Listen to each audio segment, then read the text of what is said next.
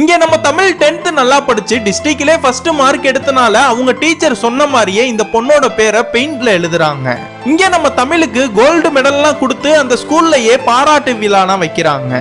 அதுல நம்ம தமிழ பேச சொல்றப்ப நம்ம தமிழும் நம்ம ஸ்கூல்ல ரொம்ப காலமாவே 10th வரைக்கும் தான் இருக்கு, இன்னும் 11th 12th கொண்டு வந்தா நல்லா இருக்கும்னு சொல்றா. இது மட்டும் இல்லாம ஸ்கூல்லாம் முடிச்சிட்டு கல்லூரி படிப்புக்காக நாங்க வெளியூர்ல போய் படிக்க வேண்டியதா இருக்கு, அந்த கல்லூரியே இந்த ஊர்லயே கொண்டு வந்தா நல்லா இருக்கும்னு சொல்றா. நம்ம தமிழ பார்த்த அந்த ஊர்ல இருக்கிற எல்லா பொம்பளை பிள்ளைங்களுமே நான் டாக்டர் ஆகணும் இன்ஜினியர் ஆகணும்னு ரொம்ப ஆசைப்படுறாங்க. இதனால அந்த ஊர்ல இருக்கிற எல்லா பெண்களுமே ஆம்பளைங்க பேச்ச கேட்காம எதிர்த்து கேள்வி கேட்க ஆரம்பிக்கிறாங்க.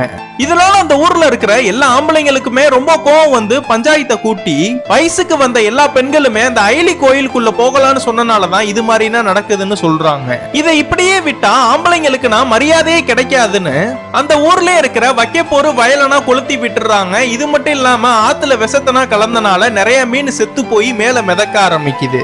எல்லா ஜனங்களுமே சேர்ந்து அந்த அயலி கோவில பார்க்கலாமேன்னு போனா அந்த கோவிலையே காணோம். இந்த ஊர்ல இருக்கிற வயசுக்கு வந்த எல்லா பெண்களையுமே அந்த அயலி கோவிலுக்குள்ள விட்டனாலதான் இது மாதிரினா அபசகுணமா நடக்குதுன்னு ஆம்பளைங்கன்னா சொல்றாங்க. இதெல்லாம் பார்த்து கேட்டு பொறுக்க முடியாத நம்ம தமிழும் தனக்கு நடந்த எல்லா விஷயத்தையுமே சொல்லிடுறா.